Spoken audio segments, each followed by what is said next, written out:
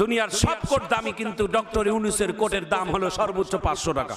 আর পায়ের জুতাটা আপনারা জানেন না, তার পায়ের জুতাটা সর্বোচ্চ দাম 300 টাকা। 300 টাকার জুতা, 400 টাকার পায়জামা, 500 টাকার কোট আর 500 টাকার একটা পাঞ্জাবি পরে গোটা পৃথিবী কাঁপাচ্ছেন বাপের বেটা ডক্টর ইউনূস। আমাদের দেশের বর্তমান যিনি প্রধান উপদেষ্টা, তিনি বাংলাদেশের সবথেকে উঁচু মানের একজন গর্বিত, একজন শিক্ষিত। একটু চিৎকার দিয়ে ধরে বলেন মারহাবা। বিশ্বের বড় বড় মরল, বিশ্বের বড় বড় রাষ্ট্রনায়করা তাকে সম্মান দেওয়ার জন্য কিভাবে চেয়ার থেকে দাঁড়িয়ে থাকে আপনারা দেখেছেন। আল্লাহু আকবার। তিনি তার পাঞ্জাবিটা হচ্ছেন, আমি আমার ভাষায় বলে থাকি, গ্রামীণ কালার, একেবারে সাধারণ একটি কাপড় দিয়ে পাঞ্জাবি বানানো, কলার ছাড়া। আল্লাহু আকবার। এই কলাটের মধ্যে তার কোনো হাতের মধ্যে কোনো বোতামও লাগা নাই, সাদা মাটা একটা পাঞ্জাবি, সর্বোচ্চ 3 হতে 400 টাকা কালার কাপড়ের দামের একটা পাঞ্জাবি। তার পরনের মধ্যে একটা কোট আছে, এই কোটটা দেখেছেন, দুনিয়ার সব কোট দামি, কিন্তু ডক্টর ইউনূসের কোটের দাম হলো সর্বোচ্চ 500 টাকা। মারাবা কর। পায়জামা একটা ঢিলা ঢালা। আর পায়ের জুতাটা আপনারা জানেন না, তার পায়ের জুতাটা সর্বোচ্চ দাম 300 টাকা। আল্লাহু আকবার। 300 টাকার জুতা, 400 টাকার পায়জামা, 500 টাকার কোট আর 500 টাকার একটা পাঞ্জাবি পরে গোটা পৃথিবী কাঁপাচ্ছেন বাপের বেটা ডক্টর ইউনূস।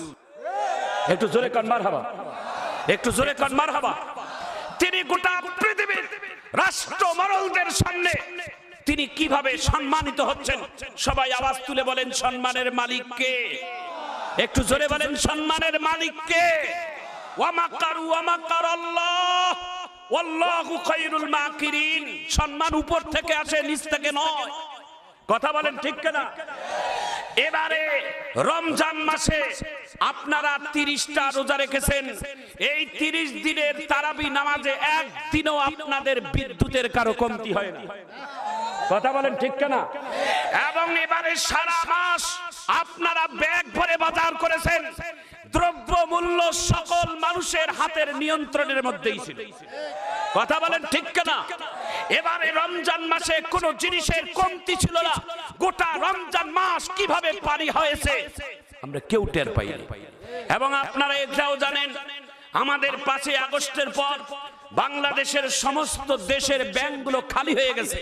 যাদের ব্যাংকে টাকা ছিল, 5 লক্ষ টাকার চেক নিয়ে গেলে মাত্র 1 লাখ টাকা দিয়ে, 5 লাখ 4 লাখ টাকা না দিয়ে তাকে সান্ত্বনা দিয়েছেন ব্যাংকের অফিসাররা। আজকে সেই দেশ ধীরে ধীরে আল্লাহর রহমতে অল্প কয়েকদিনের মধ্যে স্বাভাবিক হয়ে আসছে। তেল লাগছে, চর্বি লাগছে আপনাদের। কথা বলেন ঠিক কিনা?